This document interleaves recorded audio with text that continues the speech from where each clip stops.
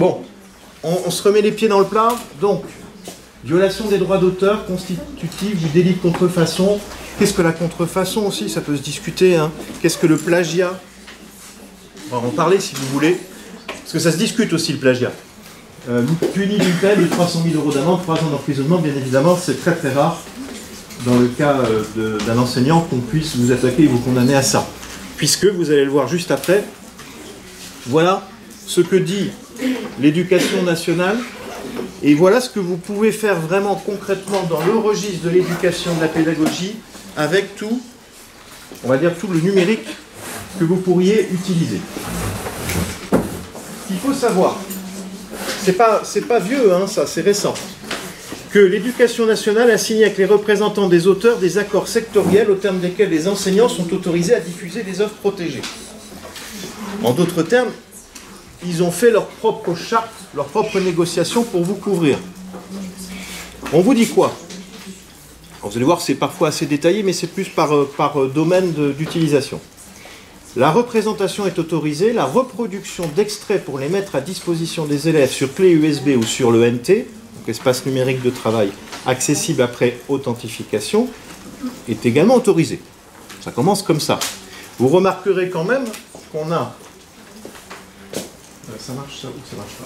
Non, ça marche pas. Bon, ça grise mais ça marche pas. Vous remarquerez quand même que quand vous avez des soucis techniques de ce type, il faut pouvoir meubler et vous adapter à toutes les situations. Chez vous, ça a planté, je ne sais pas pourquoi. Bon. Donc, adaptabilité. On va faire un test. Non, je vais arrêter là.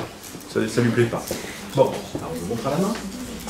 Authentification, qu'est-ce que ça veut dire? Ça veut dire que votre espace numérique de travail, en théorie, il est protégé contre un accès qui ne serait pas à destination de vos élèves ou des familles. Donc déjà, si vous créez un espace numérique de travail, il faut le protéger par un code. Le plus simple, c'est de mettre un code, un identifiant. Ça, c'est un premier point. L'autorisation à titre d'illustration pédagogique n'est valable que dans la mesure où elle est compensée financièrement par le versement d'indemnités forfaitaires par le ministère aux sociétés de gestion des droits d'auteur. Donc ça a été négocié, vous n'avez pas à vous en préoccuper, mais à une certaine époque, c'était chaque établissement, et on le fait encore, j'en parlerai tout à l'heure avec le CFC, on le fait encore, on s'acquitte aussi en tant qu'établissement de droit. Mais le ministère l'a fait pour vous, pour nous. Il ne s'agit donc pas de permettre aux enseignants de s'affranchir intégralement des droits d'auteur, mais de les autoriser contre compensation, utilisées en classe à des fins pédagogiques et non récréatives, j'aurais pu ajouter, et non lucratif, à titre lucratif, des œuvres protégées. Vous n'hésitez pas s'il y a des questions.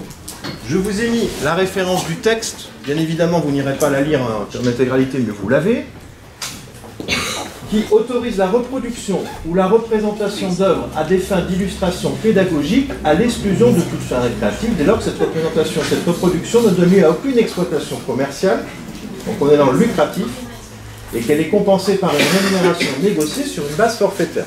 Donc on est toujours dans ce que je vous ai dit la dernière fois, c'est-à-dire un auteur, quel qu'il soit, il doit être rétribué pour son œuvre, vous vous souvenez. Et puis il y a toute la partie morale aussi, on ne doit pas attenter à son œuvre. On en parlera tout à l'heure. L'acte d'enseignement doit être dispensé au sein d'un établissement. Première chose. Ça paraît évident, mais bon, sait-on jamais. Les conventions de rémunération forfaitaire sont décrites dans le BON. Vous avez les dates. Les définitions de modalités d'autorisation d'usage pour les livres, périodiques, partitions, œuvres des arts visuels aussi. Je le détaille après, vous n'aurez pas besoin d'y aller. Mais vous avez la référence. Ça définit les modalités d'autorisation d'usage pour les œuvres aussi cinématographiques, audiovisuelles, musicales, et j'ai même été plus loin au niveau des arts plastiques, etc. Qu'est-ce qu'on nous dit? La représentation ou reproduction à des fins récréatives est proscrite. Alors qu'est-ce que ça veut dire? Concrètement, si vous voulez, on n'a pas le droit de le faire, c'est comme ça que j'interprète, il faut que ça soit de l'enseignement. Si jamais il pleut, parce que vous avez prévu une sortie, et que vous décidez de leur passer un dessin animé ou un film, il faut vous assurer, même si personne ne le contrôlera, que j'espère, que c'est à fin pédagogique. Alors, bien évidemment, vous n'allez pas remettre un film d'horreur. C'est pédagogique. Mais en tout cas, voilà, essayez dans la mesure du possible, quand vous avez besoin de les occuper pour X raisons en leur projetant un film, et vous verrez qu'il y a des conditions, que ça soit toujours lié à la pédagogie. Bon, on peut y arriver, hein, c'est facile. Il suffit de trouver un petit extrait où ça se passe dans un jardin et vous avez déjà la pédagogie. Pour les sciences. La représentation peut être la diffusion audio d'une œuvre musicale ou son interprétation par les élèves, la diffusion d'un film, la vidéoprojection d'un extrait de livre, entre autres exemples. Mais attention, on va plus loin et on détaille. Enfin, je détaille après. La reproduction numérique d'un extrait de l'œuvre sur l'ENT de l'établissement et sa transmission aux apprenants par messagerie ou par clé USB sont autorisées. Ça, vous pouvez le faire. Un extrait. Vous voyez, à chaque fois, on se dit, ah, c'est chouette, on peut... Non, faut aller plus loin. L'accès aux copies d'extraits sur l'ENT doit être restreint aux seuls apprenants qui y accèdent après authentification. Vous voyez que déjà, on restreint l'accès. Je vous redis, donc il vaut mieux être dans un espace sécurisé. Et là, ça prend tout son sens. On distingue les œuvres couvertes par l'exception pédagogique, livres, périodiques, cinématographiques, audiovisuels, musicales, vidéo, etc. Et les œuvres non couvertes par l'exception pédagogique, manuels, partitions, œuvres des arts visuels, mais dont l'usage est autorisé dans certains cas et selon certaines modalités. D'accord? Donc vous allez voir qu'en fait, plus on va avancer, plus on restreint ce qui est possible. Je vous ai mis, vous comprendrez que la nuance est subtile. Donc là aussi, c'est une interprétation. Alors concrètement, parce que vraiment, il faut aller dans le vif du sujet. La diffusion audio, vidéoprojection est autorisée, mais également la reproduction numérique sur clé USB ou sur l'unité de l'établissement, étant entendu que l'accès à l'unité est restreint au public d'apprenants, c'est-à-dire aux élèves. Par conséquent, déposer un extrait de film sur un espace de l'ENT accessible aux parents constituerait un usage abusif. Vous voyez la nuance? Parce que là, on parle des élèves. Donc, si vous faites un site internet, il sera pour vos élèves sans doute, mais pour vos familles aussi. Si vous avez fait une production, quelle qu'elle soit, avec un extrait de film, à partir du moment où les familles peuvent y avoir accès, vous n'êtes pas dans le même registre que si c'était uniquement accessible aux élèves. Il faut le savoir. Donc ça veut dire que c'est faisable, mais à certaines conditions. Je l'ai mis parce que ça vous concerne. Vous êtes en formation initiale, mais ça sera aussi le cas quand vous ferez en formation continue. Les accords sectoriels sont désormais étendus aux situations de formation continue pour adultes. Cependant, dans le cadre de la formation continue pour adultes, l'usage des œuvres exclues de l'exception pédagogique n'est pas autorisé. Donc vous voyez que même vous, si vous êtes enseignant en formation continue, vous n'aurez pas les mêmes droits que si vous êtes enseignant en formation initiale, voire en classe. Exemple, les partitions. Alors les partitions, sachez-le, hein, ça c'est blindé. Partitions, c'est le domaine réservé. Bien qu'on utilise tous des partitions. Des manuels et des œuvres des arts visuels. Donc c'est vraiment les trois domaines où c'est plus compliqué. On peut donc étudier une œuvre de Nicolas de Staël de 1914-55 avec des élèves ou des étudiants en formation initiale et déposer une reproduction de l'une de ces œuvres sur le NT, mais pas avec des adultes en formation continue. Vous avez saisi ça? C'est pas anodin, hein? C'est pas anodin. Donc, en gros, vous pouvez, vous êtes en formation initiale, vous pourrez avec vos élèves, mais après pour le reste, ça sera plus compliqué. Vous m'arrêtez si jamais il y a des questions. Vous parlez du Centre français de la copie. Il n'est plus nécessaire de vérifier sur le site du CFC la liste des auteurs couverts par les accords sectoriels, puisque ça a été négocié par le ministère, ce qui n'empêche que les établissements payent au CFC des droits de reprographie basés sur le nombre d'élèves, l'effectif d'élèves et le nombre de copies évaluées. Bien évidemment, on sous-évalue toujours, sinon ça revient trop cher. Il convient cependant de garder à l'esprit que l'exception pédagogique ne concerne que des œuvres pour lesquelles une rémunération compensatoire a été négociée. Faudrait-il encore savoir lesquelles? C'est là où il faut peut-être que vous vous renseignez parfois. Un recensement des usages effectifs est prévu selon des modalités qui restent à définir. Et pour les manuels numériques, vous pouvez vérifier sur ce site-là.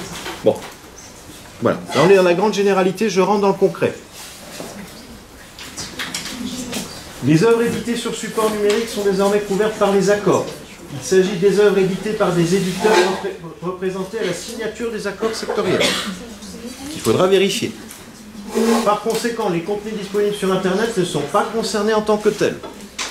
Sauf si, bien sûr, il fait partie de ce protocole d'accord. Mais ça, c'est pas dit dans le site Internet. La notion d'extrait n'est plus quantifiée. À une époque, on vous disait, vous pouvez prendre un extrait. Alors, je ne sais plus ce que c'était en nombre de pages de mémoire. Maintenant, c'est plus le cas, vous allez voir. Donc, la notion d'extrait n'est plus quantifiée, on est plus dans un pourcentage.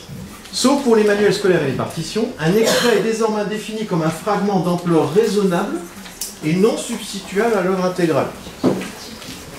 Mais qu'on est dans la nuance. Hein. Qu'est-ce que ça veut dire un fragment d'ampleur raisonnable? Vous pouvez poser la question. Et on ne nous donne pas forcément d'infos à ce niveau. Enfin, si vous comprenez le système, en fait, c'est que tout le monde se couvre. Tout le monde se couvre plus ou moins, et puis après on en discute. Bon, rassurez-vous, dans l'enseignement, on n'est pas trop attaqué. Dans le cas d'œuvres courtes, telles que les poèmes, et dans le cas des arts visuels, la diffusion en classe des œuvres intégrales est autorisée. Ah, vous pouvez faire réciter une poésie et la mettre en ligne, et même les familles pourront la voir. Tant mieux. Les manuels scolaires et partitions ne sont pas couverts par l'exception pédagogique, mais leur usage est toutefois autorisé dans le cadre des accords sectoriels. Vous avez mis la nuance. Dans ces deux cas, les usages autorisés sont limités à des extraits de 10% maximum. La restriction à un nombre de pages n'est plus précisée.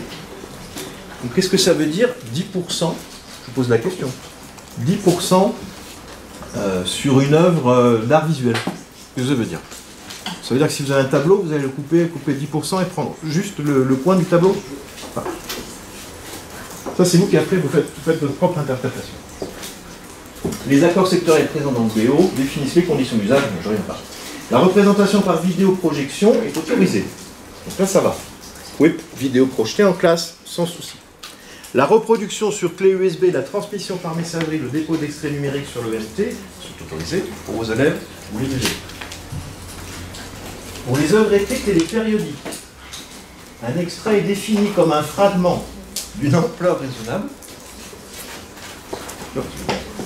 et non substituable à l'intégralité de l'œuvre. Les manuels scolaires et les partitions ne sont pas couverts par l'exception pédagogique. Leur usage n'est pas autorisé dans le cadre de la formation continue pour adultes. Leur usage en classe avec des élèves ou des étudiants dans le cadre de la formation initiale est autorisé. La reproduction sur le NT est limitée à des extraits de 10% maximum des quotas de pagination. D'accord? Je reviens à ce que j'ai dit, mais il faut que vous vous imprimiez tout ça. Les œuvres des arts visuels ne sont pas couvertes par l'exception pédagogique. Leur usage en formation initiale est autorisé, mais pas en formation continue. Le dépôt de reproduction numérique intégrale sur le NT est autorisé, sans limitation dans la résolution. La notion d'extrait qui est différente. La résolution, on peut avoir une résolution différente, on en a parlé la dernière fois. Et sans limitation du nombre. Attention toutefois, le NT n'est pas une bibliothèque.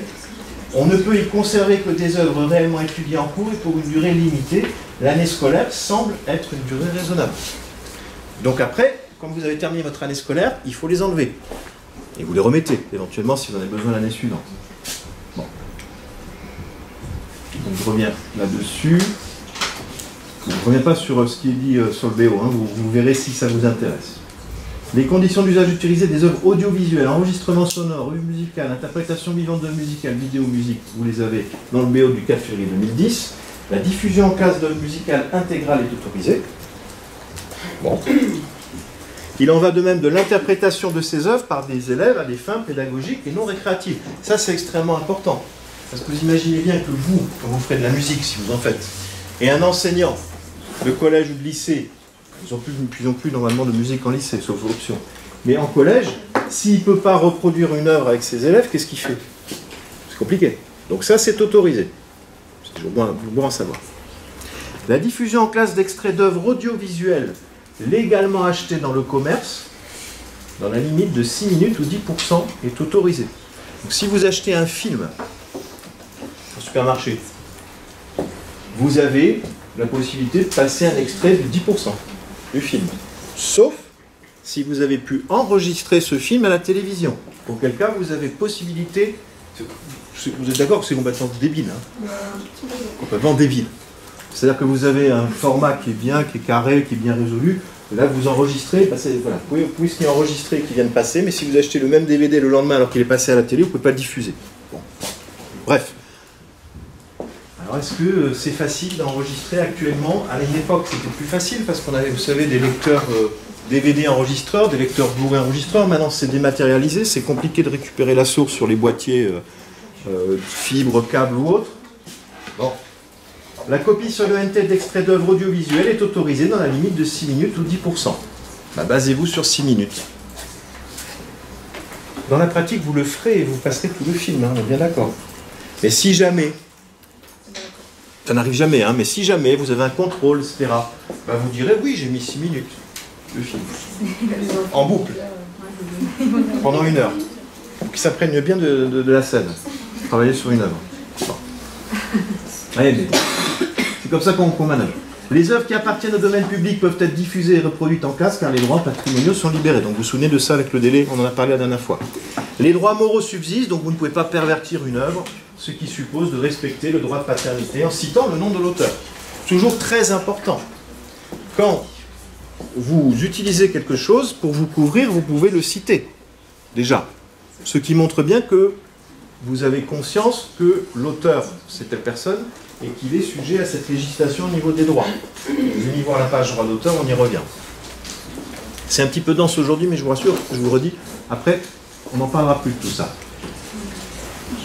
Alors l'exception pédagogique, avec nos fameux accords sectoriels, ne couvre pas les sites web.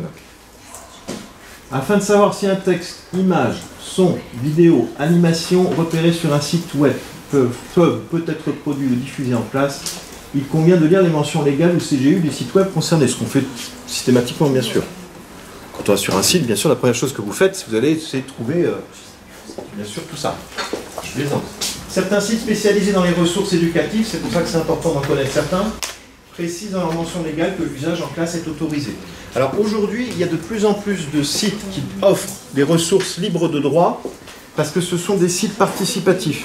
Alors, vous en connaissez peut-être, j'en ai découvert certains. C'est-à-dire le droit d'entrée, c'est de donner par exemple 10 images originales que vous avez prises, et vous pouvez rentrer et ensuite piocher dans le pool de ressources qui a été lui-même alimenté par d'autres personnes.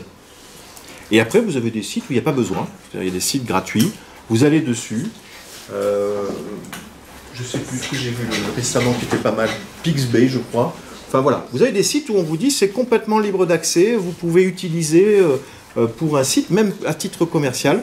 Bon, vous n'avez pas tout. Alors ces sites sont assez bien faits parce qu'ils vous donnent plein d'images et puis vous voyez des super images, vous dites c'est génial, j'ai trouvé. Mais en fait, ça ce sont des liens sponsorisés par des sites qui font payer les droits.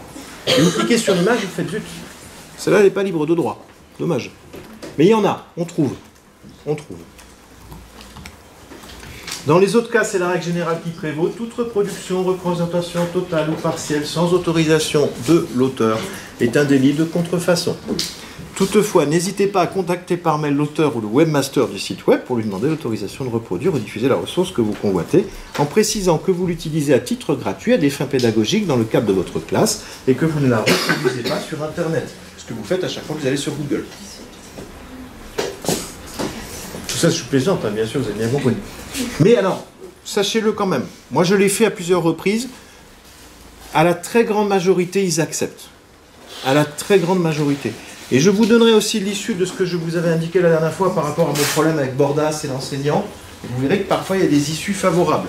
Mais qu'on reste bien dans le registre de la subtilité, vous verrez. Je vous le dirai tout à l'heure. La valeur légale d'une correspondance par messagerie électronique est désormais reconnue. Donc si vous envoyez un mail et qu'on vous répond, vous pouvez l'utiliser dans ce cadre précis, vous êtes couvert. On ne le fait pas à chaque fois, mais il y a des moments où il vaut mieux le faire pour certaines choses. Mais vous imaginez bien, je vous redis, que quand vous allez sur Internet et que vous enregistrez une image, bien sûr, vous n'avez pas été voir qui est l'auteur, s'il y a l'autorisation de reprographie, on le fait. J'ai presque envie de vous dire, on vous a prévenu, on ne vous a pas pris en traître, c'est tout ce qu'il faut retenir en fait du cours d'aujourd'hui.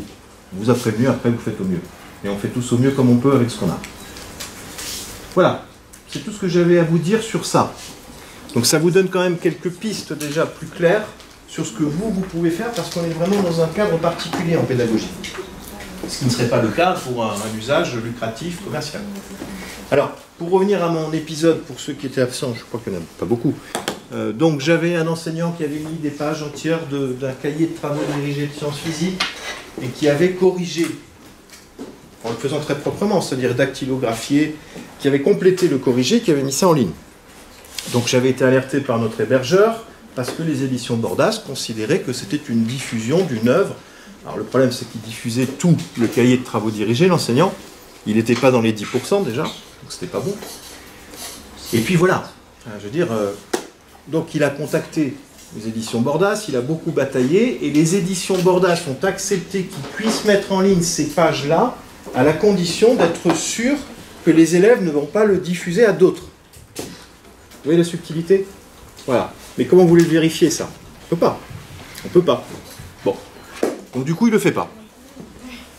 Du coup, il ne le fait pas et je lui ai conseillé de réécrire, parce que c'est des corrigés en fait, de questions.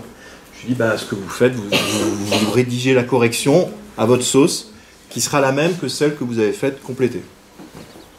Alors là, on n'est pas dans le plagiat parce qu'au bout d'un moment, il faut s'arrêter. Je veux dire, on ne va pas plagier non plus. Si on ne peut plus corriger un cahier de travaux dirigé et le mettre en ligne, si c'est considéré comme du plagiat, ça pose vraiment questions et problèmes.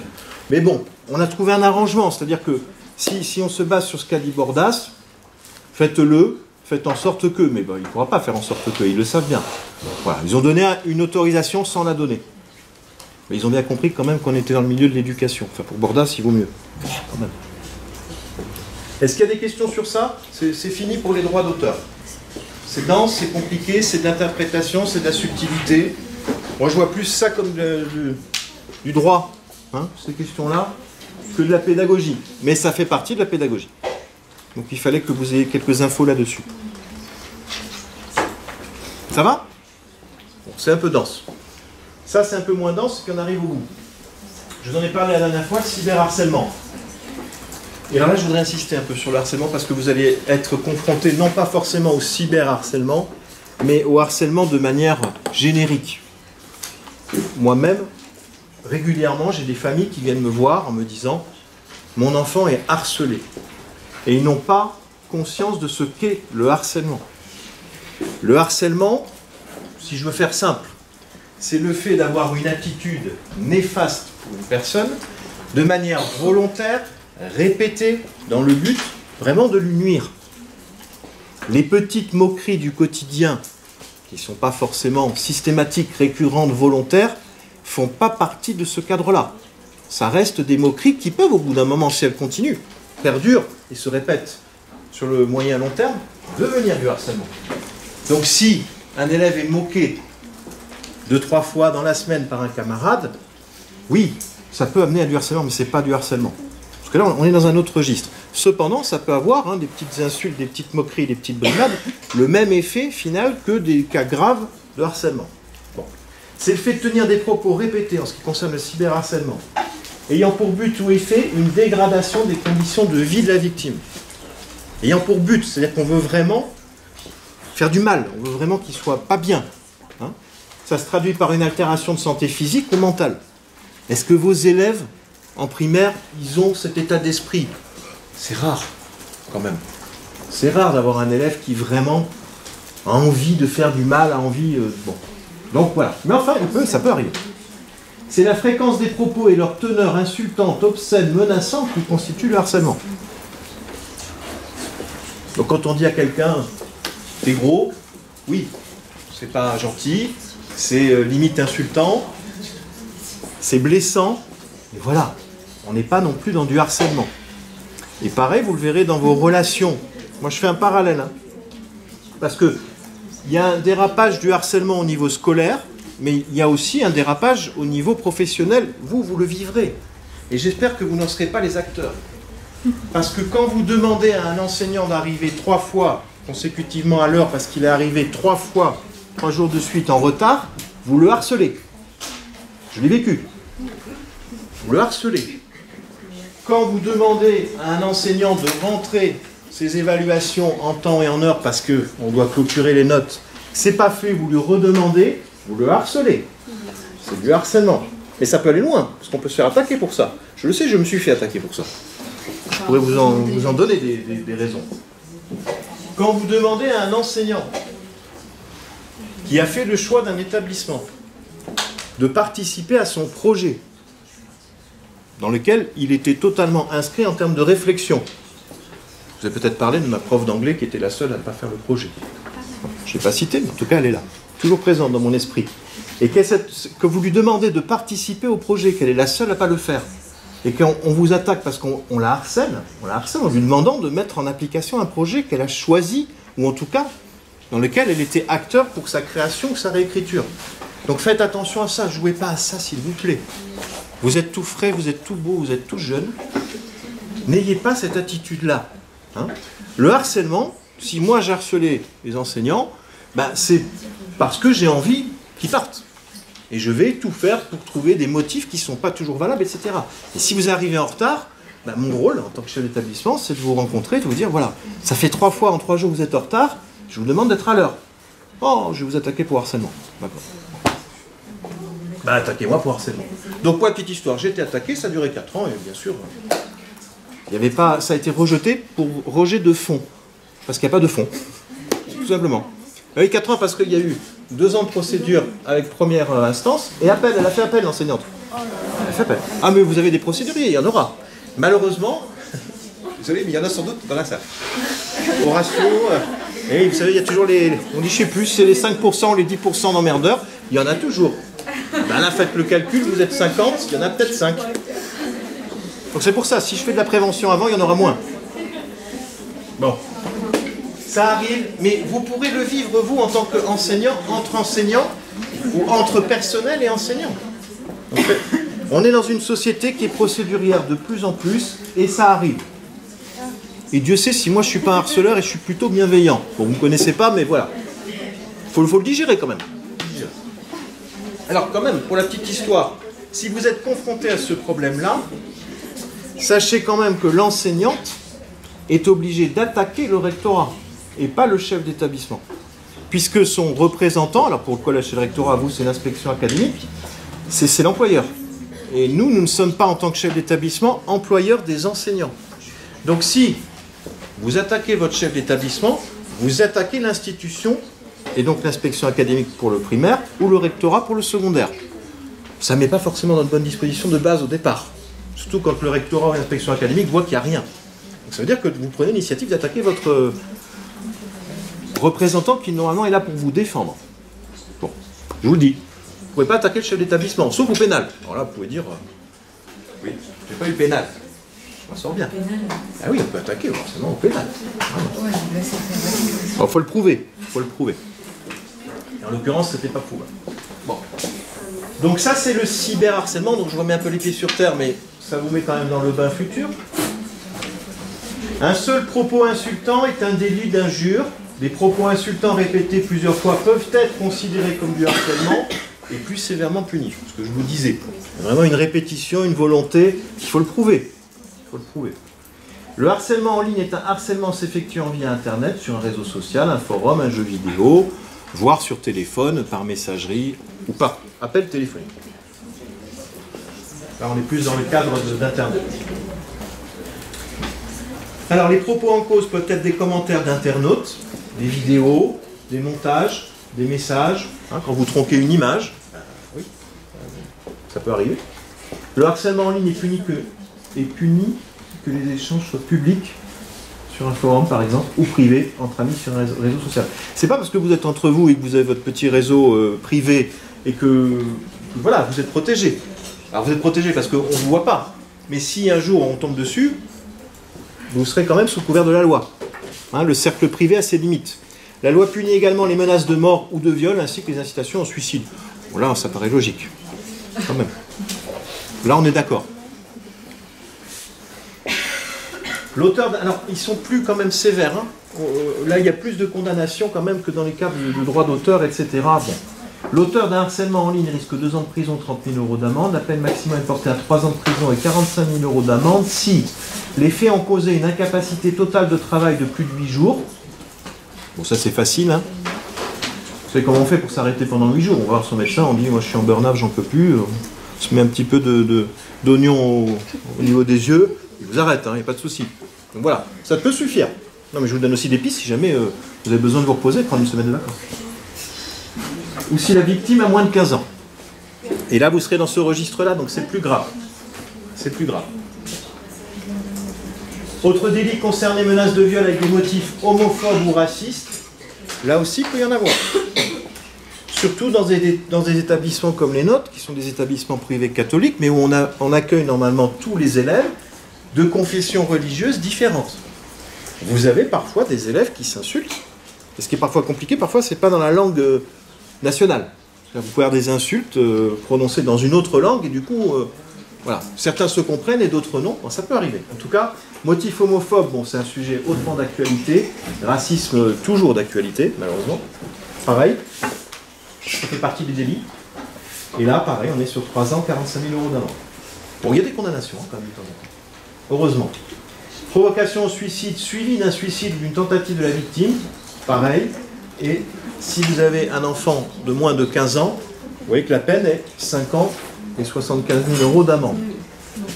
Bien sûr, après, il y a d'autres griefs qui peuvent s'ajouter sur le harcèlement, parce que vous imaginez bien que si un enfant il se suicide et qu'il décède, on va se dire 5 ans de prison, c'est pas beaucoup. C'est juste pour le harcèlement. Après, il y a des choses qui se rajoutent, bien sûr. Si l'auteur est mineur, dans tous les cas, si l'auteur est un mineur de plus de 13 ans, la peine maximale est divisée par 2 et l'amende ne peut dépasser 7 500 €. Pour harcèlement en ligne, la peine maximale sera donc de 1 an de prison et 7 500 €. C'est pas beaucoup, hein? C'est pas beaucoup. C'est pas beaucoup. C'est mon point de vue. Les sanctions et mesures applicables aux mineurs de moins de 13 ans relèvent de dispositifs spécifiques. En outre, ce sont les parents des auteurs mineurs, quel que soit leur âge, qui seront, quel que soit leur âge, je pense qu'il y a un espace, qui seront responsables civilement et devront indemniser les parents de la victime. Alors ça, c'est pas mal, entre guillemets, hein. Quand vous faites un conseil un peu disciplinaire, de rappeler, même s'ils peuvent aller dans des maisons particulières, hein, maintenant on peut emprisonner des mineurs, mais en tout cas, que c'est les familles qui seront responsables à un moment ou à un autre. Et malheureusement, elles ne sont pas toujours au courant de ce qui se passe. Ça touche les enfants, parce qu'ils ne se rendent pas compte, ils n'imaginent pas du tout les conséquences. Mais de dire que voilà, eux, ils peuvent être inquiétés, mais les parents, avant tout, seront responsables. C'est une marge de manœuvre intéressante. Je vais vous l'enlever parce que si je vous le convertis, on est d'accord que quel que soit leur âge, il y a un espace. On est d'accord. Merci.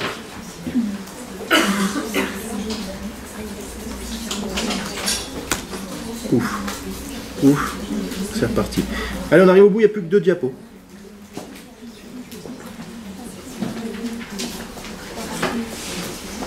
Oui, 2 diapos, parce qu'on a fini le sujet du cyberharcèlement. Est-ce que vous avez des questions là-dessus ou pas? Bon, c'est un peu des bases. Hein. Des bases, on ne rentre pas trop dans le détail. Ça mériterait une intervention plus poussée. Mais voilà. Ça fait partie du numérique. Vous voyez, on est dans des sujets qui sont liés au numérique. Droit d'auteur, c'est lié au numérique. Harcèlement, cyberharcèlement qui plus est, c'est lié au numérique. Pas de questions sur ça? Donc ainsi s'achève la partie théorique qui vous servira de base à vos révisions. Bon, il y a quelques diapos, mais c'est pas non plus la mer à boire. Je ne vais pas vous demander de me donner la référence exacte et la date du BEON en référence, bien sûr que non. Ça sera du général, du synthétique. Mais il est retenu quand même certaines choses. Ça me semble important. Donc qu'est-ce que maintenant nous allons faire? Par la suite, maintenant que le théorique est fait. Il n'y aura plus de théorique après. Bien. J'espère. Je sais ce que c'est, hein, je vous l'ai déjà dit. J'étais à votre place et je sais ce que c'est quand on a une réunion où pendant 3 heures quelqu'un parle. En une demi-heure, on n'en peut déjà plus. Donc voilà, le théorique est fini. Maintenant, on va être dans la pratique, dans l'échange, dans vos besoins. Et je vais même, le but de la réflexion que vous allez avoir juste après, c'est aussi, vous, de voir s'il y a des besoins que je n'ai pas ciblés et qui pourraient être intéressants d'aborder, parce qu'on va avoir encore quelques demi-journées ensemble. Il n'y en aura pas 50. Voilà. Donc je peux adapter, moi, il n'y a pas de souci. En général, j'ai essayé de ratisser assez large pour pouvoir évoquer tous les cas de figure, mais s'il y a des choses, des innovations, parfois des nouveautés, n'hésitez pas à le dire. Donc, ce que je vais vous demander tout à l'heure, je vous passerai la diapo, ce sera plus simple. Ce que vous allez apprendre à faire dans les jours et interventions à venir, c'est utiliser tout ce qui est important de savoir utiliser en termes de matériel, d'outils pédagogiques pour votre usage en classe. Alors, il y aura des bases qui vont vous sembler un peu inutiles parce que vous maîtrisez. D'autres, peut-être, ça sera important. En tout cas, il faut le faire au moins une fois. Je vais ensuite, au semestre suivant, vous demander de réaliser un site internet à partir de votre évaluation. Pas de panique. Si vous ne savez pas faire, mon objectif, c'est que vous sachiez faire, et je vous aiderai pour ça. Et après, vous faites. Je ne vais pas vous dire, vous me faites un site, et puis voilà. Donc, je vais vous expliquer, je vous donnerai un nom de logiciel, je vous donnerai un tutoriel, on travaillera dessus ensemble, et après, vous ferez un site. Ce qui fait que quand vous aurez fini votre année, vous serez capable non seulement de réaliser un site, sans coût, c'est important, et ensuite, si vous voulez le mettre en pratique dans votre classe, vous n'aurez plus qu'à le mettre en ligne. Ça, ce sera un objectif. Autre objectif, ça sera de bâtir un projet avec un fond numérique. Alors, fond, pas documentaire, mais avec l'usage d'un outil numérique, et là, vous le ferez à plusieurs, vous serez 4, et vous réfléchirez à un projet, je vous en donnerai toute le cahier des charges, toute la charte, etc. Donc ça sera la deuxième évaluation, mais au second semestre. Et ça, il faut qu'on la prépare déjà un peu maintenant. Donc je résume. Trois types de technologies. La technologie DLP, donc, qui est très bien pour un usage cinéma et aussi présentation, mais avec cet effet arc-en-ciel qui peut être gênant pour les personnes qui y sont sensibles. Hein, donc nausées, etc. À éviter. Si vous avez l'occasion d'acheter un DLP, vérifiez avant que vous n'ayez pas cet effet arc-en-ciel. Deuxième type, le LCD, qui est plus pour un usage présentation, formation, bureautique. Epson en est un des représentants qui vend le plus dans ce type de modèle. Et enfin, laser. Alors c'est encore minoritaire, mais ça se développe avec une autre technologie, un faisceau laser sur 2 miroirs. On l'utilise surtout pour les picoprojecteurs. C'est les mini-projecteurs transportables qui sont sympas, mais après, au niveau luminosité, bon, il faut vraiment être dans un cadre particulier. Mais ça se développe. Il y a maintenant des gros vidéoprojecteurs laser. Et l'avantage, c'est au niveau de la lampe. Parce qu'on n'est plus dans une technologie de lampe qui ne dure que quelques milliers d'heures au mieux. Là, on dure sur des trentaines de milliers d'heures. Donc, au niveau de l'investissement, c'est plus rentable. Donc, vous l'avez là. Vous avez peut-être déjà vu des petits picots. Alors, c'est très sympa. Voilà, c'est pour des petites présentations. Si je voulais faire une présentation, là maintenant sans vidéo, je ne prendrais pas un Pico. Hein, parce qu'ils ne sont pas très lumineux et ce n'est pas l'idéal. Mais voilà, quand on est un nomade et qu'on fait beaucoup de présentations, c'est super d'avoir un tout petit vidéo. Il y en a des plus petits, petits comme ça. Il y a même des téléphones qui intégraient à une époque le vidéoprojecteur intégré dans le téléphone. C'est pas mal. Donc voilà, 3 technologies. La question à se poser, c'est quel type de technologie je veux. Il n'y a pas vraiment de différence qualitative, mais c'est voilà, c'est plus un ressenti, on va le dire là, et là c'est effectif, un ressenti au niveau de l'effet arc-en-ciel. Deuxième critère extrêmement important, c'est la résolution. Et là, vous avez plein de vidéoprojecteurs avec plein de résolutions différentes liées aux révolutions numériques. C'est le nombre de pixels affichés dans l'image. Je rappelle la résolution. Plus le nombre est élevé, plus l'image est détaillée. On en est à la date d'aujourd'hui à la 8K. La 8K, c'est-à-dire là maintenant, vous avez des appareils qui vont être mis en vente en 2020 en 8K. C'est supérieur à la 4K, qui elle-même était supérieure à la HD. Bref, j'en passe. Mais 8K, je vous l'avais dit, il faut vraiment avoir des grandes surfaces d'affichage pour pouvoir voir la différence. Parce qu'une petite image de très grosse résolution, bah, vous ne verrez pas trop de différence au niveau du pixel. C'est quand vous agrandissez, parce que vous allez perdre en qualité en agrandissant. Voilà. Donc bon, on n'en est pas là, on n'a aucun vidéoprojecteur 8K dans les établissements scolaires, je vous rassure. Les 4K non plus d'ailleurs, parce que ça coûte très cher encore. On est maintenant, parce que les vidéoprojecteurs tiennent quand même assez longtemps, sur une définition standard 720 par 576, juste avant la HD, c'est souvent les appareils VGA, qui ont des prises particulières. On en parlait tout à l'heure. Parce que oui, à la résolution est liée aussi la connectique. Donc on a le SD standard, qui était déjà une bonne définition en soi, qui se rapproche de la définition DVD. Le 720p, on était sur du 1280 x 720, c'était ce qu'on appelait la HD Ready, c'est-à-dire c'est pas de la Full HD, c'est de la HD Ready. Compatible HD, mais pas Full HD. Petite HD, comme on dit. D'accord, destiné au petit budget, aux écrans de taille petite à moyenne. Et puis actuellement, c'est le cas de la TNT, on est sur de la Full HD. Alors les vidéoprojecteurs Full HD, je pense, sont à privilégier aujourd'hui.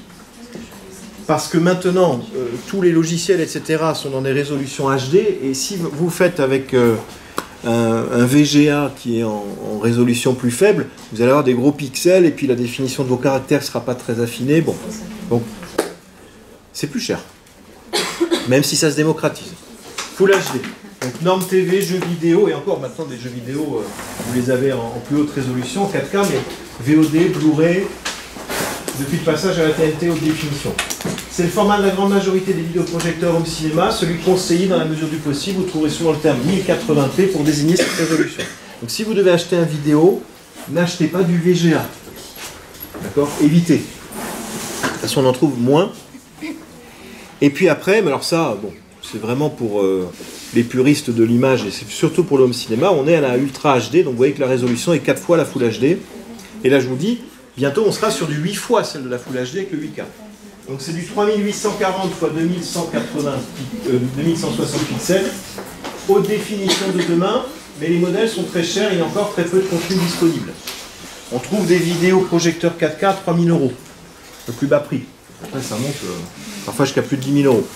Bon, c'est bien pour une salle de cinéma dédiée, avec un support dédié. C'est pas le cas de nos salles de classe. Quand on a déjà un vidéoprojecteur, on est content. Ce sont deux formats très proches, mais la 4K est un format cinéma avec une résolution encore plus forte, là, de 4096 x 2160. Bon, je passe. Donc ça, c'est à regarder. Donc si vous devez acheter un vidéo, une chose à retenir, un Full HD. Il vaut mieux.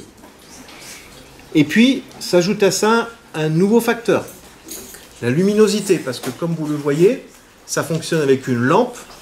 Plus elle est lumineuse, plus l'image qui s'affiche le sera, plus elle sera définie, plus elle sera contrastée, plus vous verrez correctement. Et malheureusement, vous avez des vidéoprojecteurs qui sont très bien, de prime abord, mais la luminosité est assez faible. Et si vous êtes là, alors là, ils sont plutôt performants, parce que vous voyez, on est quand même dans une salle avec des fenêtres, où il y a du soleil, qui perturberait normalement l'image. Là, on y voit bien, donc ils ne se sont pas moqués de vous, hein, ils ont acheté du bon matos. Bon, tant mieux, et ils ont raison. Et ça se calcule en lumens. Lumens, c'est l'unité pour mesurer la lumière de l'appareil. Donc c'est la valeur qui permet de mesurer la luminosité du vidéoprojecteur. En conditions habituelles, l'appareil est censé fonctionner de façon optimale dans un environnement obscur. Bien sûr, un vidéoprojecteur, au départ, c'était pour le cinéma. Donc c'est dans les salles obscures, sauf que là maintenant, dans l'usage que vous en ferez, ça sera bien sûr à la lumière, et qui plus est parfois même à l'éclairage artificiel de votre salle de classe. Bon. Donc ça, il faut le regarder. Plus il est lumineux, mieux c'est. Faire simple.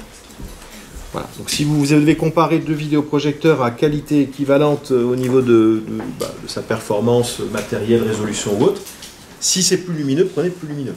Plus c'est lumineux, mieux c'est. Donc ça, c'est à prendre en compte. Donc je résume. Le type de technologie, bon, ça c'est plus personnel.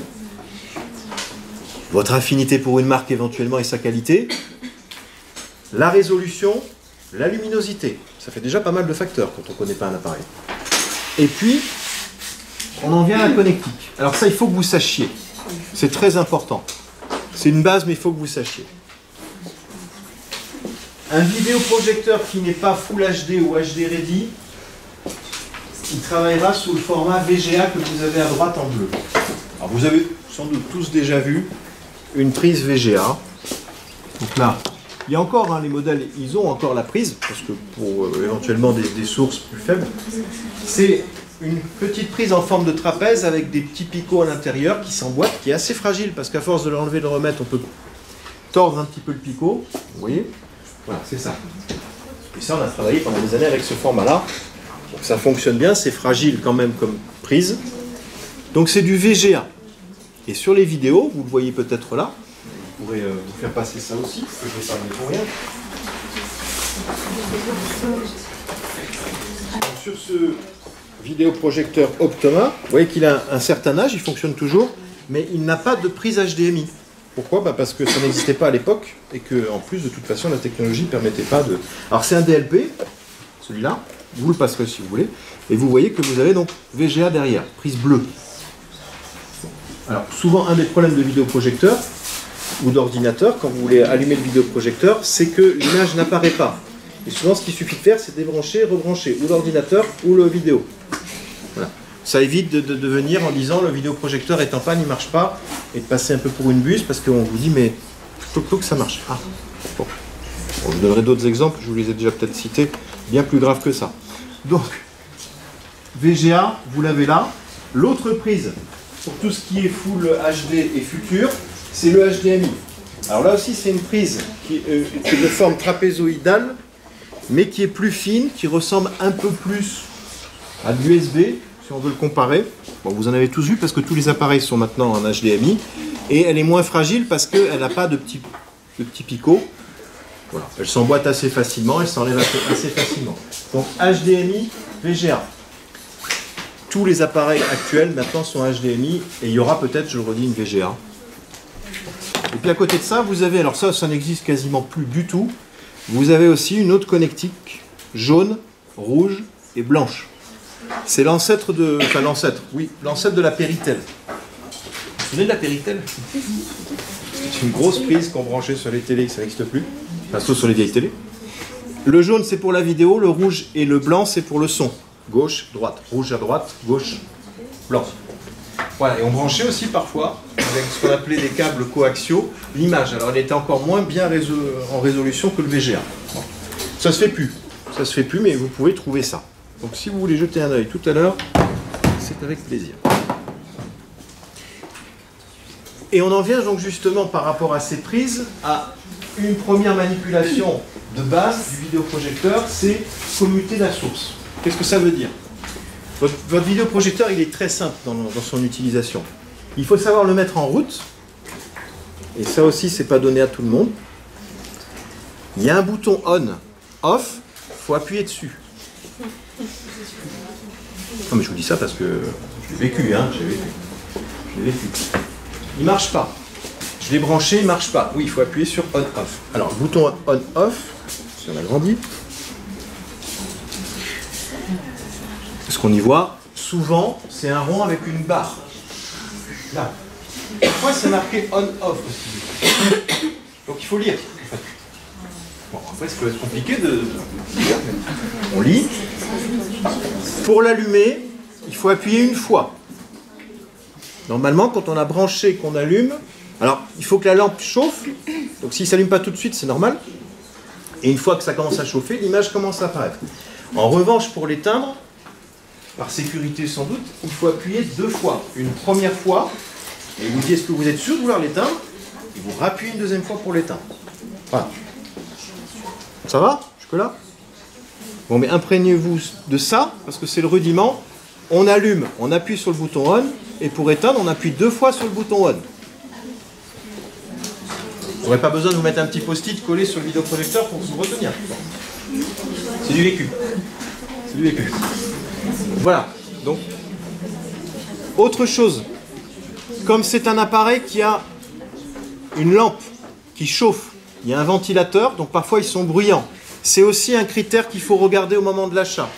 On vous dit souvent quel est le nombre de décibels associé à l'utilisation du vidéoprojecteur. Il est évident que quand le ventilateur fait beaucoup de bruit, ça peut être gênant. Donc moins il y a de décibels, mieux c'est. Ça paraît logique, mais il faut le savoir. Et quand vous l'éteignez, il ne faut pas le débrancher tout de suite. Il faut que la lampe, elle refroidisse. Donc quand vous aurez appuyé 2 fois sur on, 2 fois, il va s'éteindre. On pourrait se dire super.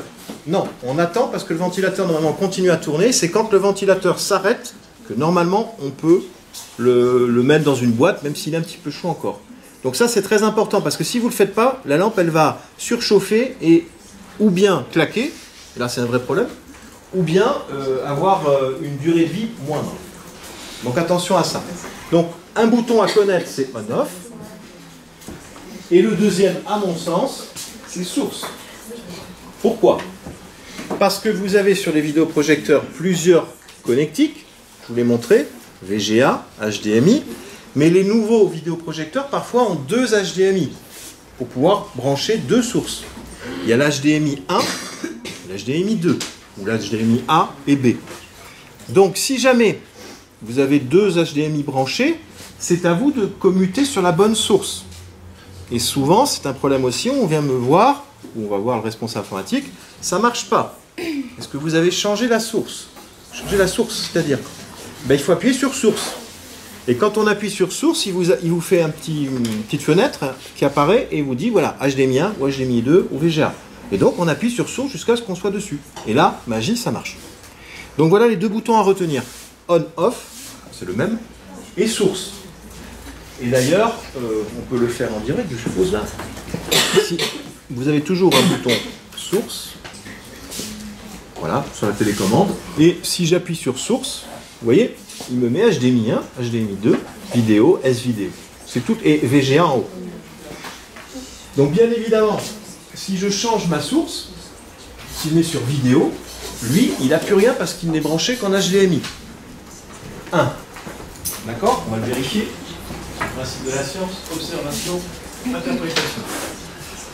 Donc il a des prises VGA, il en a d'autres, et il a 2 HDMI. Donc ça veut dire que potentiellement, il y a 2 sources possibles, et je me remets sur la source, HDMI 1, pouf, et au magie, il recherche, il la retrouve, et ça commute.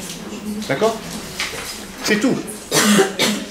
Alors, sans doute que la majeure partie d'entre vous, vous saviez. Mais si vous ne savez pas, maintenant vous savez. Okay, c'est tout ce qu'il faut savoir. Le reste du menu du vidéo, c'est pour affiner. Pour affiner les couleurs, la luminosité. Parfois, quand votre image n'est pas très droite, vous pouvez ajuster le trapèze pour que ça soit un peu plus droit. Mais ça, c'est pas vous qui allez le faire. Quand il est installé, il est installé. Donc, 2 touches, on-off, source. Mode, c'est pour changer parfois la luminosité pour économiser la lampe. Parce qu'il y a 2 modes. Il y a un mode économique et un mode de performance. Vaut mieux rester sur l'écho, si possible. Bon, voilà. Je crois que c'est tout. Et puis, la question de la lampe. Donc, un vidéoprojecteur, c'est une lampe de poche géante. Hein. Donc, on peut changer l'ampoule.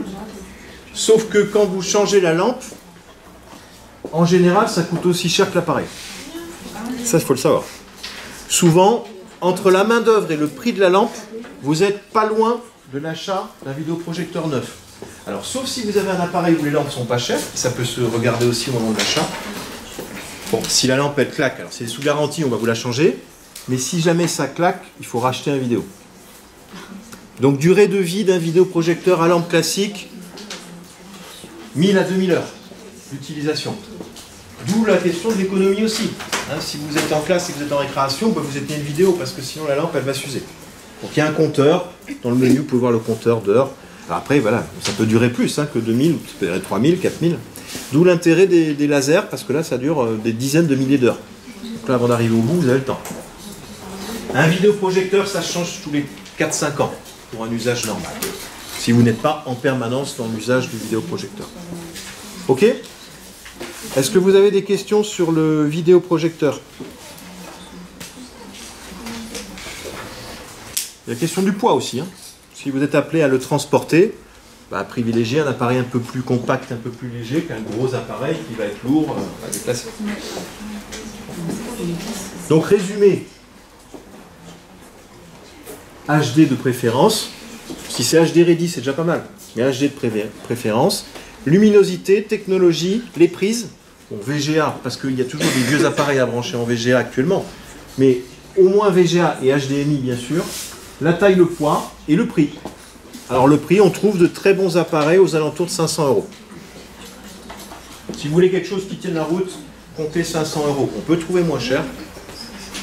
500 €. C'est un investissement. Mais que vous allez avoir pendant de nombreuses années et qui est indispensable. Donc à vous de voir comment vous pouvez envisager ça, mais c'est quand même à l'établissement de le financer. Hein. C'est peut-être pas à vous, en tant qu'enseignant. L'ordinateur à la rigueur, si vous. C'est votre outil aussi que vous utilisez chez vous. Et encore, normalement il faut fournir aussi l'ordinateur.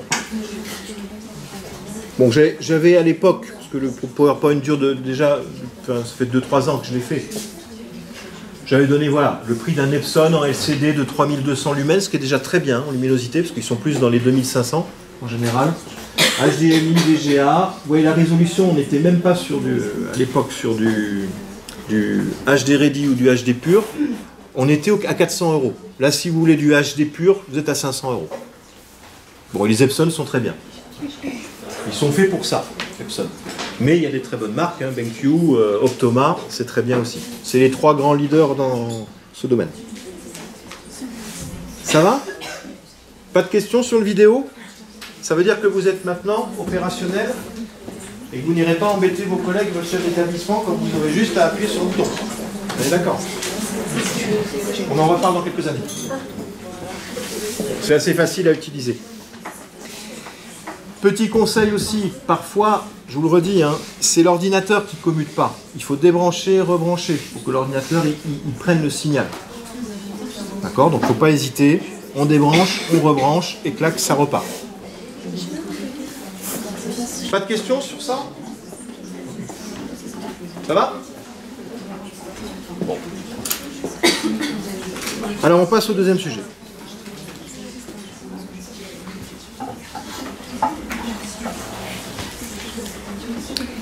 Et le deuxième sujet, ça, c'est le premier. Voilà.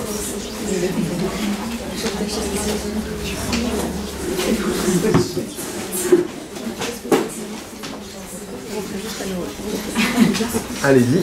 On va parler de l'imprimante. Et quelque part aussi du photocopieur. Et là, c'est une question qui forcément vous affectera, parce que je le redis, en général, il n'y a pas d'imprimante dans une salle de classe, mais c'est tellement plus pratique en fonction de ce que propose l'établissement, que vous serez tenté sans doute d'amener votre imprimante et de faire vos photocopies, enfin vos impressions, en tout cas pas les photocopies, sauf si vous avez un scanner, parce qu'ils font aussi photocopieur, dans votre classe. Bon. Moi je connais beaucoup d'enseignants qui font ça. Le problème c'est que ça coûte cher. Et ne comptez pas trop sur l'établissement pour vous payer les cartouches. Je vous le dis. Pourquoi? Parce que ça coûte cher. C'est le problème de l'imprimante. L'imprimante c'est très bien, mais les consommables sont extrêmement chers. C'est comme les machines à café, hein, à capsule. C'est pas la machine qui coûte cher puisqu'on vous la donne. C'est les capsules. Ben, c'est pareil. C'est le consommable. Alors il y a plusieurs technologies. Toutes ont leurs avantages et leurs inconvénients. On est d'accord que on est plutôt dans ce registre de l'imprimante multifonction classique domestique. Elles sont très bien. C'est pas les plus économiques. Et on va voir quelles sont les différences. Mais avant tout, parlons du photocopieur. Je ne reviens pas sur les droits de reprographie, puisque sachez que l'établissement paye déjà. Hein, c'est pas donné, les droits de reprographie. Donc pourquoi le photocopieur il est intéressant? Parce que ça permet de faire des photocopies à faible coût. Et donc des impressions à faible coût. Vous n'aurez sans doute pas de photocopieur couleur dans un établissement scolaire. Il peut y en avoir. Mais il ne sera sans doute pas disponible pour les enseignants, qui, c'est bien connu, abusent des copies couleurs. Je vous le dis, voilà. Alors après, si vous avez cette chance-là, vous aurez un quota, mais je connais peu d'établissements qui autorisent l'utilisation de la couleur sur un photocopieur. Vous aurez donc un crédit de photocopie noir et blanc. Si vous avez de la chance, vous aurez un photocopieur qui fera du A3 en plus du A4. A3, c'est 2 fois le A4, donc des grandes feuilles, qui peut parfois plier, agrafer. Ne rêvez pas trop. Si vous avez déjà un photocopieur disponible pour les enseignants uniquement en noir et blanc, c'est déjà pas mal. Déjà pas mal. Mais il y a tout type d'établissements. Vous avez des établissements où il y a 2 photocopieurs en salle du personnel, des professeurs. Voilà, vous verrez. Vous choisirez aussi votre établissement aussi peut-être un peu en fonction de ça. Donc le photocopieur, il permet de scanner, c'est-à-dire de numériser un document. Il permet de photocopier, mais vous serez bridé avec, normalement, un volume de photocopies qu'il faudra gérer. C'est toujours un problème pour un établissement. Mais sachez-le, on ne pourra pas vous donner carte blanche, sans jeu de mots, sur la photocopie. Vous aurez, je dis n'importe quoi, 3000 photocopies à l'année en fonction du nombre d'élèves, etc. À vous de les gérer. Je dis 3000, ça peut être plus. N'hésitez pas à m'arrêter s'il y a des questions sur le photocopieur. Donc souvent, vous avez un identifiant avec un mot de passe. Ça peut être une carte, ça peut être un digicode. Vous vous loguez et vous imprimez. Ce qui fait qu'on sait exactement combien de photocopies vous avez fait dans l'année aussi. Hein, ça permet aussi de savoir quelles sont un peu vos habitudes de consommation, mais surtout pour vous de savoir où vous en êtes.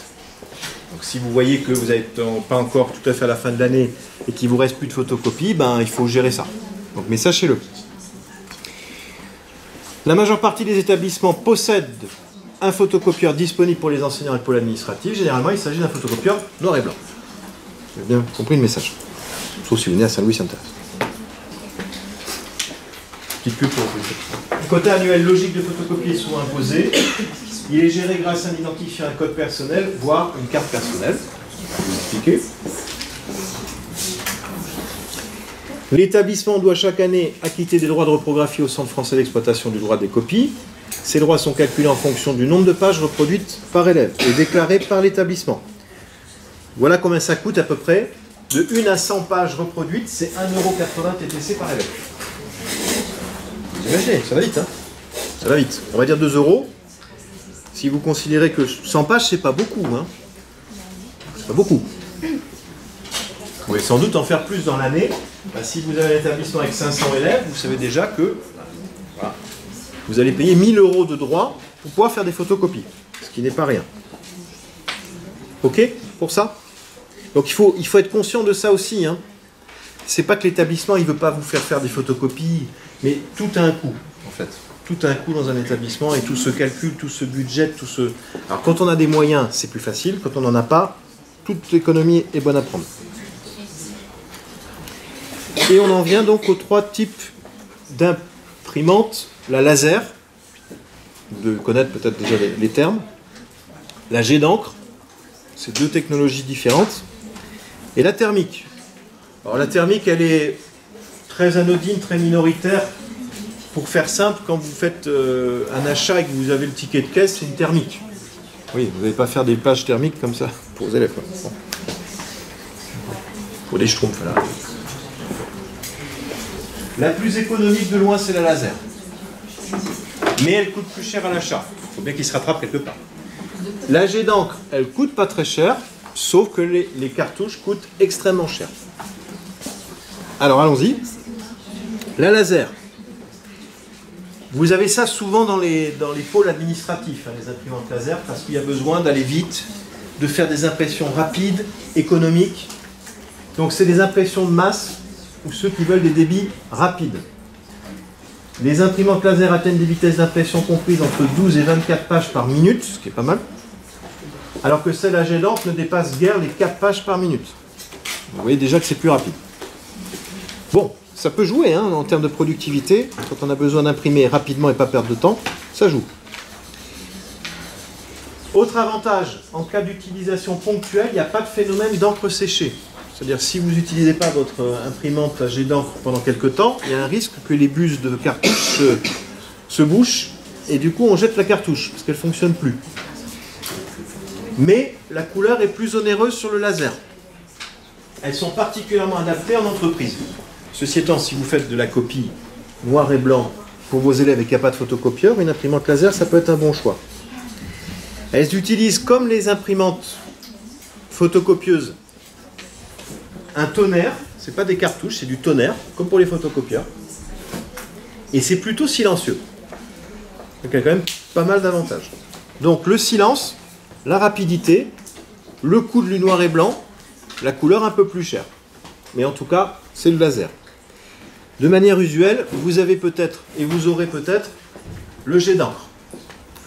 Alors le jet d'encre, comme son nom l'indique, c'est une cartouche avec une électronique qui injecte, qui projette de l'encre. Donc c'est pas du tout du tonnerre. Enfin, sans jeu de mots. Le jet d'encre est la solution adaptée pour une utilisation occasionnelle ainsi que pour l'impression de photos. Alors c'est sûr que si vous voulez faire de l'impression photo, il faut du jet d'encre plutôt que du laser. Elle bénéficie d'une encre offrant une meilleure qualité de couleur et de détail, mais c'est cher. Certaines imprimantes à jet d'encre sont conçues spécifiquement pour l'impression de photos. Ces imprimantes contiennent plus de cartouches afin d'améliorer leur rendu couleur. L'utilisation d'un papier photo est nécessaire. Alors ce qui est intéressant à regarder aussi, c'est Canon surtout qui fait ça, et d'autres, Epson aussi, c'est que vous avez des imprimantes à jet d'encre où il y a plusieurs cartouches de couleur, et ça c'est bien, parce que parfois on consomme plus d'une couleur qu'une autre, alors que les HP par exemple, vous pouvez avoir parfois des cartouches un peu uniformes, il y en a moins, et donc du coup, vous êtes obligé de les remplacer et ça coûte plus cher. Il y a une grosse cartouche plutôt que de petites cartouches. Donc ça, c'est pas mal. C'est pas mal. Il y a d'autres dérivés de ça. Il n'y a pas forcément que 4 couleurs comme ça séparées. Mais plus vous aurez une imprimante qui vous permet de choisir la couleur de remplacement, plus vous pourrez gérer votre coût au niveau des consommables d'impression. Mais bon, les cartouches sont chères. Vous le savez. Elles sont chères. Bon, l'imprimante thermique, je passe, compacte, se loge dans une sacoche.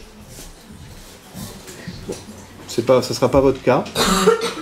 Dédié aux professionnels du commerce pour l'édition de tickets de caisse ou de tirage photographique. Alors oui, il y a des petites imprimantes thermiques pour la photo, mais ça ne sera pas votre utilisation principale.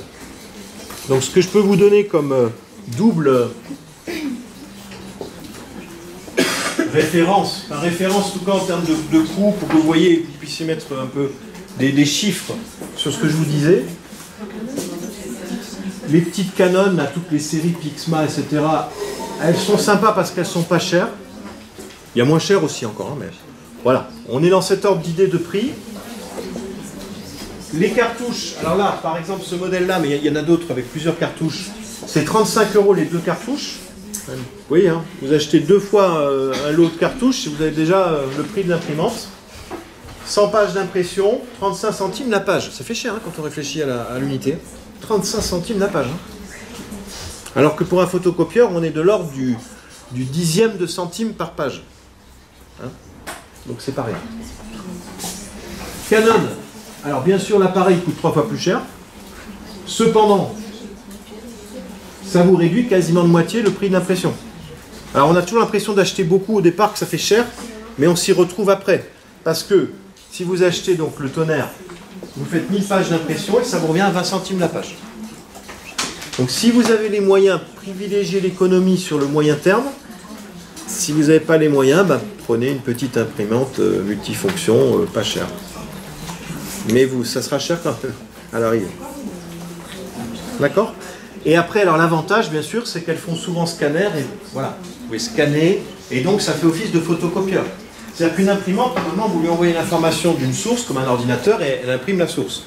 Si vous avez un format papier avec un scanner, vous le mettez, ou vous numérisez le document, vous le gardez au format numérique, ou vous photocopiez. C'est la même chose, mais avec une imprimante.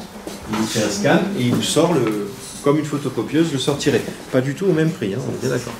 Pas du tout au même prix. Avez-vous des questions sur les imprimantes? Oui, non, oui, non. Je ne suis pas là pour vous dire il faut acheter ci, il faut acheter ça. Je suis là juste pour vous donner quelques conseils le moment venu, quand ça sera nécessaire, si ce n'est pas déjà le cas, pour que vous sachiez où vous allez. Mais je le redis, n'attendez pas de l'établissement, peut-être qu'il y en a qui le feront. Ne dites pas ah ben moi j'achète l'imprimante, mais il me faudra fournir des cartouches, parce que non, on n'aura pas les moyens de le faire. C'est trop cher. C'est trop cher. Négocier la quantité de photocopies éventuellement, ça c'est plus facile. Mais après, bien sûr, s'il n'y a pas de photocopieur couleur, bah, c'est bien d'avoir une imprimante. Et si on veut être autonome, c'est le prix de l'autonomie. Ok? Bon, je pense que vous connaissez, vous devez tous avoir sans doute une imprimante à la maison. Vous savez que ça coûte cher. Et quand la cartouche elle est morte, on fait où? Chut, 30 € qu'il va falloir sortir. C'est tout ce que je voulais vous dire aujourd'hui par rapport à tous ces outils-là, parce que le reste, vous maîtrisez, on n'a pas besoin d'aller plus loin. Là, on va aller plus loin en revanche, c'est sur notamment ce qu'on évoquait tout à l'heure, les espaces numériques de travail, la réalisation d'un site, sur les MOOC, sur les, pourquoi pas des productions originales de cours sous forme de vidéos, etc. Donc ça, c'est ce qu'on va faire les prochaines fois. Donc je vous annonce un petit peu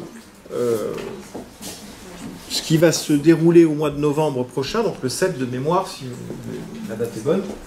Nous allons, ensemble, parce que je vais vous donner quelques explications, vous aider, travailler sur un logiciel qui s'appelle Web Acapella.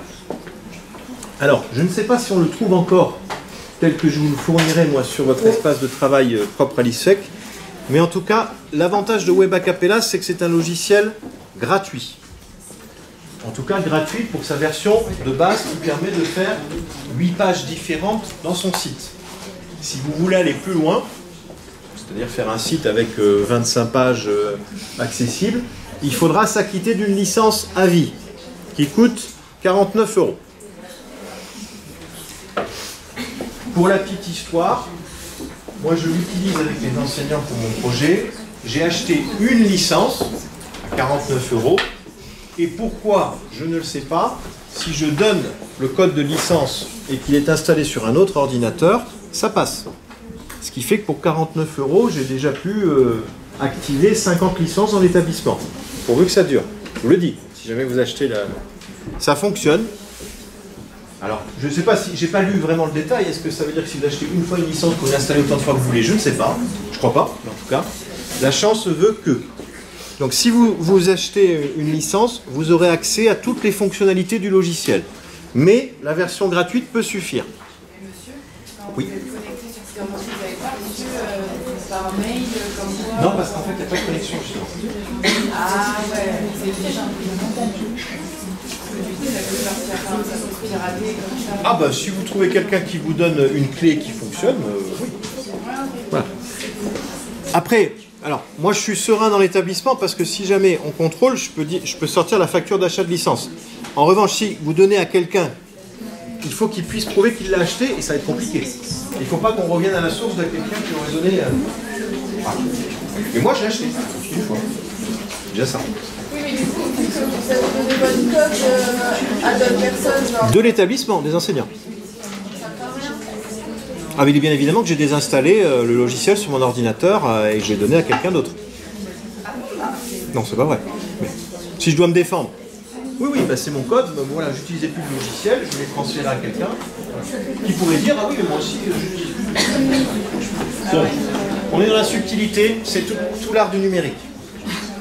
Le mieux, c'est d'acheter une licence, si vous pouvez le faire, mais même pour l'établissement, acheter une licence. Alors, pour vous rassurer sur l'utilisation future de ce logiciel, ça sera le but de notre séance la prochaine fois. 1, il est gratuit.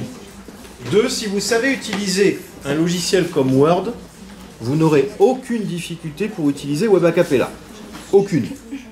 C'est d'une simplicité enfantine. Ce n'est pas comme certains logiciels de la programmation, du codage ou des choses fastidieuses. Pas du tout. C'est facile. Donc je vous en ferai la démonstration, vous aurez un tutoriel. Ce qu'il faut savoir pour la création d'un site. Un site, c'est quoi? C'est jamais qu'une page, comme serait une page faite sous Word, que vous rendez disponible en ligne et qui, lorsque vous cliquez sur un bouton, sur un mot, va vous amener à une autre page. C'est un jeu de pistes, un site internet. Faut-il encore que votre jeu de pistes soit logique? Et quand vous allez créer votre site, il faut bien s'assurer que le lien vous amène là où vous voulez aller. Donc ça veut dire que, si vous suivez mon raisonnement, au départ, il va falloir que vous réfléchissiez à la conception préalable de votre site. C'est un peu comme un arbre généalogique. Hein. On va se dire, bon, je vais avoir des grands onglets principaux qui vont m'amener à des pages, qui vont m'amener à des sous-pages, etc. Donc il faut réfléchir déjà à l'architecture de son site. C'est pas compliqué. Hein. Je donne un exemple. Si vous faites un site d'établissement, il va y avoir un onglet actualité, il va y avoir un onglet contact, il va y avoir un onglet projet d'établissement, il va peut-être y avoir un onglet pastoral dans l'établissement. Voilà, on réfléchit à ça et après... Donc toute la subtilité, ça ne sera pas de faire votre site, parce que ça je suis sûr que vous allez très bien le faire, et l'avantage du site c'est que vous allez pouvoir exprimer vos talents esthétiques, artistiques à travers votre site. Et c'est extrêmement instructif, et je vais vous le montrer juste après, parce que c'est là qu'on voit qu'on est tous différents dans sa sensibilité et qu'il y a des compétences cachées qui n'apparaissent parfois qu'à travers ce genre de choses artistiques. Vous allez faire des sites qui seront parfois très simples, peu importe, la simplicité ça a du bon, et vous pouvez faire des sites extraordinaires, toujours avec le même logiciel. Je vais vous en donner quelques exemples. Donc moi, ce que je vais évaluer, ça sera, selon un cahier des charges que je vous donnerai, je vous dirai, voilà, une fois qu'on aura travaillé les rudiments, qu'on aura installé tout ce logiciel et qu'on travaillera une bonne matinée dessus, je vous dirai, bien maintenant, moi ce que je vais évaluer, c'est que vous allez me faire un site, vous m'enverrez, vous pouvez le sauvegarder, vous m'enverrez, où je souhaite qu'il y ait ça sur le site, ça sur le site, ça sur le site, ça sur le site, tel onglet, tel lien, etc. Si vous remplissez le cahier des charges, vous avez 20 sur 20. Pas difficile. Je vous rassure aussi, l'année dernière, 95% des étudiants ont eu 20 sur 20. Pas difficile, hein? Pas difficile. Si jamais il y a un souci pendant la réalisation de votre site, bien sûr, je serai disponible par mail, voire parfois même l'an passé, j'ai pris la main sur un ordinateur pour faire une démonstration à une étudiante qui était au Pays Basque. S'il y a un souci, vous me posez la question, je vous réponds, on trouve une solution. L'avantage aussi, c'est que vous allez être tous dans une réflexion et dans un travail individuel, mais vous pourrez vous entraider. C'est-à-dire, s'il y en a un qui a mieux compris comment ça se faisait, il va pouvoir aider ses collègues pour peu que vous n'êtes pas dans un esprit de compétition, je l'espère en tout cas. Bon, je vais vous montrer ce qu'on peut faire avec ce site, mais donc, il est gratuit. Vous pourrez, et il faudra, ça c'est le travail à faire pour la prochaine fois. Il est déjà disponible, je crois, dans les archives de l'an passé, mais disponible sur le site Sciences RPE. Il faudra télécharger, pas Web a cappella, sur le site officiel parce qu'il n'existe plus celui-là. Je vous ai donné une version qui est plus facile d'utilisation. Donc il faudra télécharger la version ou Mac ou PC, l'installer. Je vous donnerai aussi un site de base si vous le souhaitez pour travailler au départ, mais vous pourrez créer votre propre site. Et après, la prochaine fois, il faudrait que, dans la mesure du possible, vous ayez en tout cas installé WebAcapella sur votre ordinateur. C'est tout ce que je vous demande. Télécharger, exécuter, installer. Le reste, on voit ensemble. Donc si vous avez un ordinateur et que vous êtes majoritaire dans ce cas, parfait. Sur tablette, il ne fonctionne pas. Si vous avez une tablette, ben vous mettrez par deux. Pas de souci. Hein, vous mettrez par deux sur un ordi que quelqu'un aura. Alors, je vous montre quand même.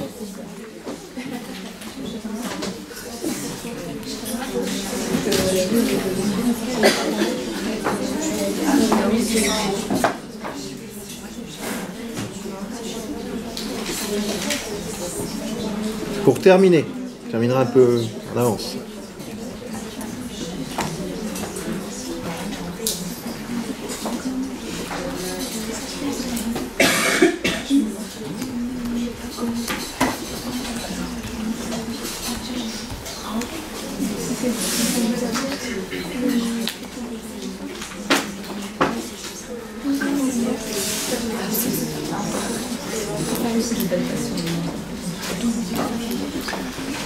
Alors, le fameux stélopédago de Saint-Louis-Sainte-Thérèse, il a été créé par WebAcapella.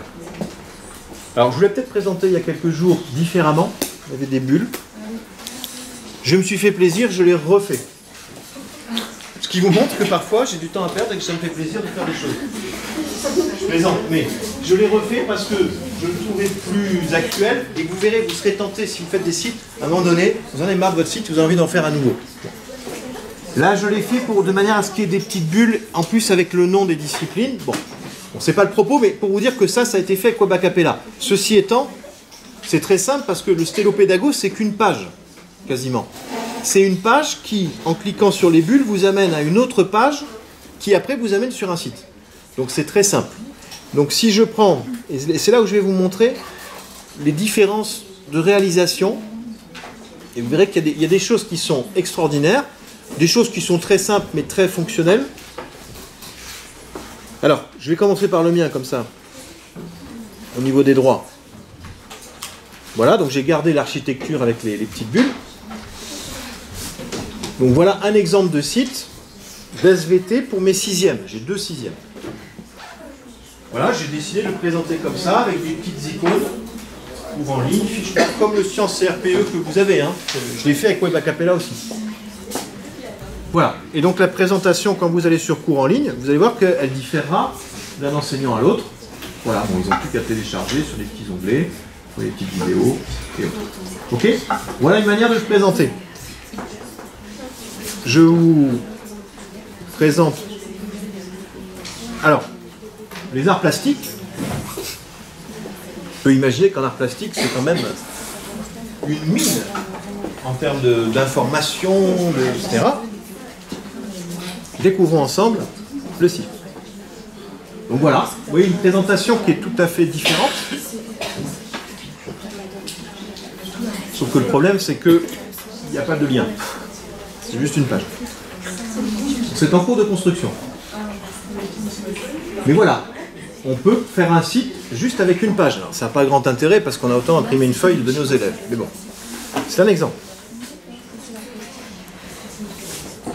Alors, une des plus belles réalisations, à mon sens, pour que je mette mes lunettes et que j'y vois clair. Alors, histoire géo, qu'est-ce que... Oui, c'est la Terre. Alors, moi, j'aime beaucoup ce site-là. Je le trouve génial. Hyper beau. Prof d'histoire géo. Bon, déjà, moi, j'aime bien quand il y a des images, que c'est visuel, etc. Je trouve qu'il est bien présenté, il est chouette. Alors, il a mis bon, les références au texte officiel. Voilà. Quand vous allez sur une classe, bon, c'est assez génial. Hein. Il y a tous ses cours, clac, clac, donc actualisé en fonction de ce qu'il a fait. D'ailleurs, voilà, bon là, c'est le chapitre 1, il s'affiche directement, il n'y a pas de téléchargement de fichiers en particulier. Alors lui, il met ses cours au fur et à mesure, il les active au fur et à mesure. Donc tant que c'est pas avec la main, c'est que c'est pas activé.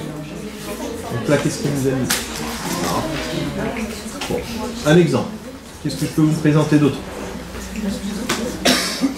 L'EPS. Ça peut être sympa. Non, la musique. Bon, il est tout seul. Il n'a qu'un site. La musique. Vous voyez, c'est toujours différent dans la présentation. C'est ça qui est super. Chacun peut exprimer sa sensibilité artistique, esthétique et autres. Donc là, je ne sais pas ce qu'il y a mis. Présentation de l'orchestre. Qu'est-ce que c'est ça? D'accord, il y a des sons. D'accord.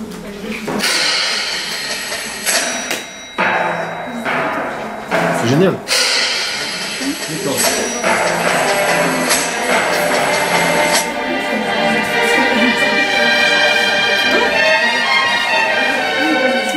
Parfois, j'ai envie de retourner au collège.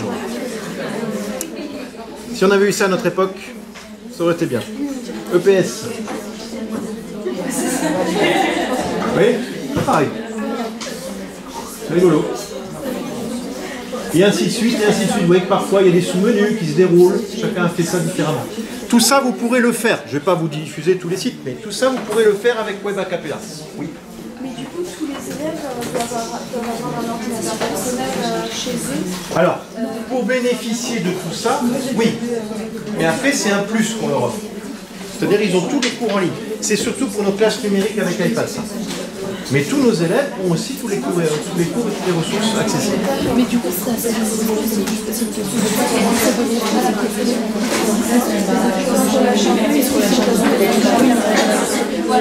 Alors c'est une bonne question. On me soulève, je vous fais profiter avant de vous libérer dans 5 minutes, mais on me dit, ce qui veut dire que dans ce type de projet, on en reparlera de ce projet-là, puisque quand je vous demanderai de faire un projet numérique, on partira de ça. Mais en effet, on me dit, mais alors ça veut dire que tous les élèves doivent avoir une connexion Internet et un ordinateur ou une tablette pour pouvoir bénéficier de ça.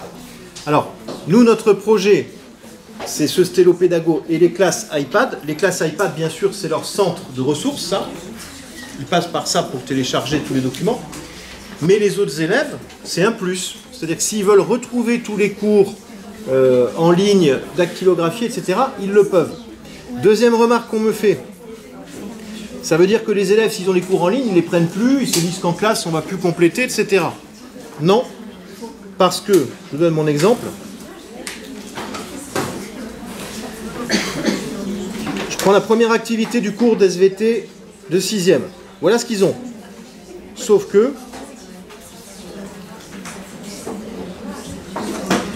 c'est à eux de compléter. Et jamais je ne donnerai le contenu de ce qu'ils ont à compléter. Donc ce qu'ils ont à faire, ils le font en cours et ils sont obligés de le compléter. Moi après, je ne donne pas l'intégralité de tout le cours parce que je veux justement qu'ils soient acteurs de leur apprentissage et qu'ils notent. Voilà. Troisième étude de formation. Donc voilà. Donc ça, tout ce que vous voyez là, c'est fait avec Web a cappella.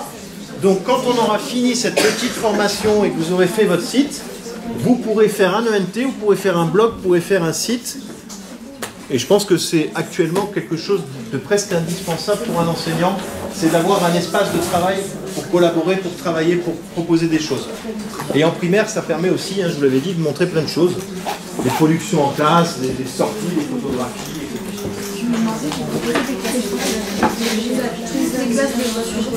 Non, il y a une classe iPad par niveau. Et comment vous basez pour ces élèves, quoi, eux, ils ont la chance et les autres la chance? Alors, la raison, c'est la chance. Parce qu'ils ont tous un iPad à disposition. Oui, alors, ils l'achètent. La chose, c'est la famille qui l'achète. Ah bah c'est les familles qui font le choix de la classe iPad puisqu'ils doivent acheter l'appareil sur plateforme. On en parlera du projet si vous voulez, parce que c'est prévu quand vous faites. Mais il y a ça, et par rapport à votre question sur la sélection, on y est arrivé, premier service. En fait, c'est les parents qui choisissent s'ils veulent ou pas, c'est pas possible de... C'est ouvert. Alors on pourrait, je pense, à la date d'aujourd'hui, avoir 2 classes par niveau. On a 3 classes par niveau. L'outil, c'est pas le tout numérique, parce qu'on a d'autres projets spécifiques pour chaque classe. Et voilà. Et je ne vous cache pas que chaque année, j'ai 70 demandes pour prendre le On en parlera quand on se lancera dans un projet numérique ensemble.